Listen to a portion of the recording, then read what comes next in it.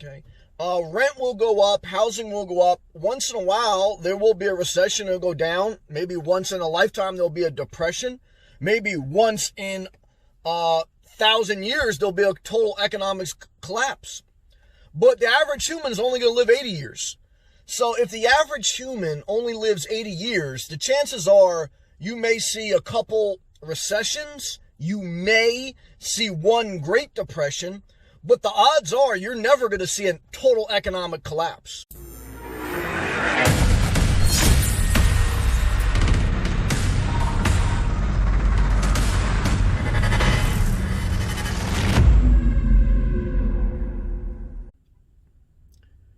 Well, housing prices keep rising, and inflation is evident in many things. So food prices, again, house prices, RV prices. So even with a major global pandemic, politics aside, it was a major issue, okay? And many people thought that it could possibly bring down the economy. And I thought that was a possibility too, because you never know what will and what won't. But since the 2008 last major recession, especially in America and most first world countries, when the housing prices collapsed and the stock market went down for a couple years, since then, for the past 12 years, we've pretty much gone up, sometimes very steadily, sometimes a spike up. And so there's a question out there that do I think, or just a general question to whoever's out there is, do you think that we will have another collapse like 2008 where housing prices will go down to not just like a fair market value, but way below fair market where there's great deals in the housing market? And the answer is no one knows. There's predictions, but no one knows. And we know that for the past 12 years, prices have gone up. And in the past few years, prices have spiked up. So some people I've been hearing for the past couple of years says housing is going to go down again. Housing is going to go down. And it's gone up and up and up.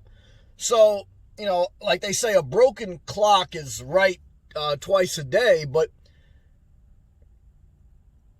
the bottom line is, should you buy a house? The answer is you should only buy a house if you can afford it, if you have a good job, if you have a savings account with a year's worth of expenses, and you want to take a risk and you're willing to deal with the unknown future. But if you're barely getting by, if you can barely get approved for a mortgage, and if your career and your future business ventures are very, very questionable, you should never buy a house. Because, that's the bottom line. If you're just not comfortable with taking a risk in housing, because everything that you invest in has a level of risk. Okay. And if you're not comfortable with it, just rent. Okay. Rent will go up, housing will go up. Once in a while, there will be a recession, it'll go down. Maybe once in a lifetime, there'll be a depression. Maybe once in 1,000 years, there'll be a total economic collapse. But the average human is only going to live 80 years. So if the average human only lives 80 years, the chances are you may see a couple recessions, you may see one Great Depression, but the odds are you're never going to see a total economic collapse. Not in a first world country. Why? Because it's just the odds. The odds are it's just going to plug along. Prices will go up and down. Sometimes they'll spike. Sometimes they'll take a dip. But, you only have 80 years. Okay. On average, you're only going to live 80 years. And on average, the first 20 years of your life, you're in your parents' house. The last 10 years of your life, you may be in a nursing home. So in reality, between the ages of about 30 to, 70 is like, your prime life. So how do you want to live your life?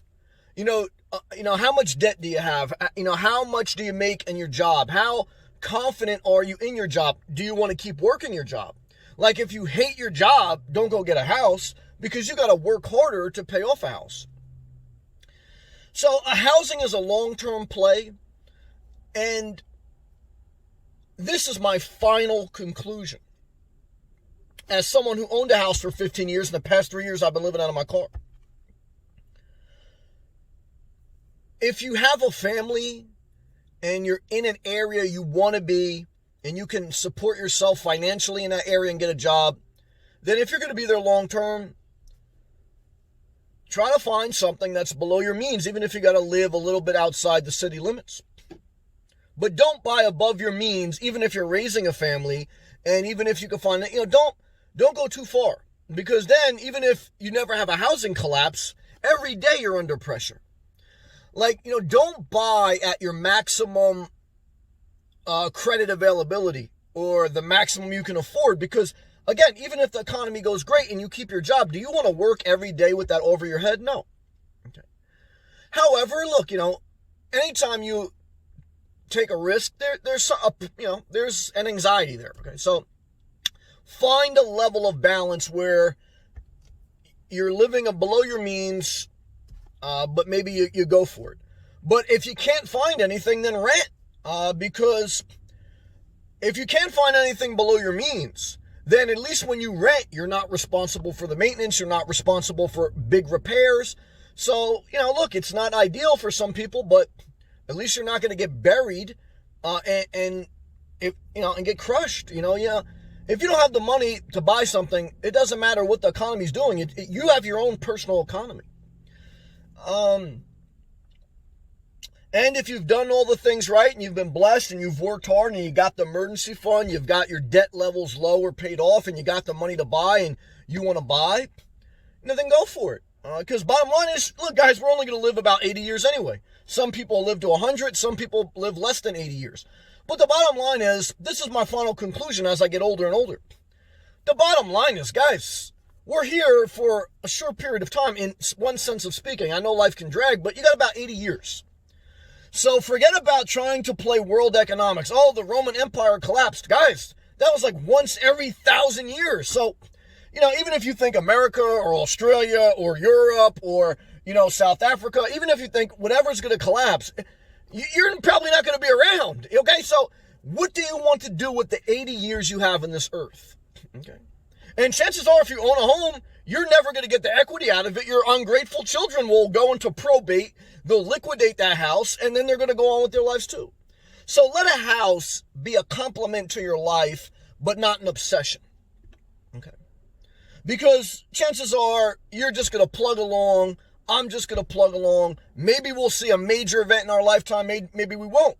But guys, look, I've been through 9/11, tech boom, coronavirus, different, and it all just kind of like comes and goes.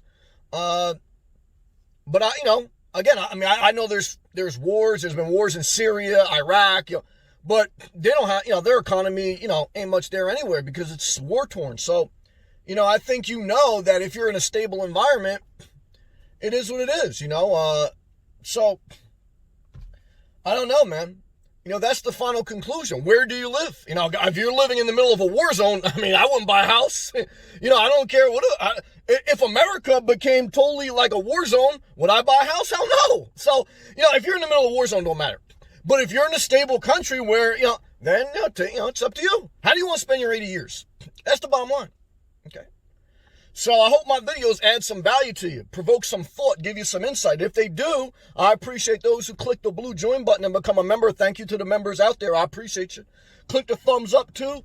You can check out my playlist on my channel. Every day I upload a video, God willing. Every day I go live. Unlimited access to all my members. Thank you.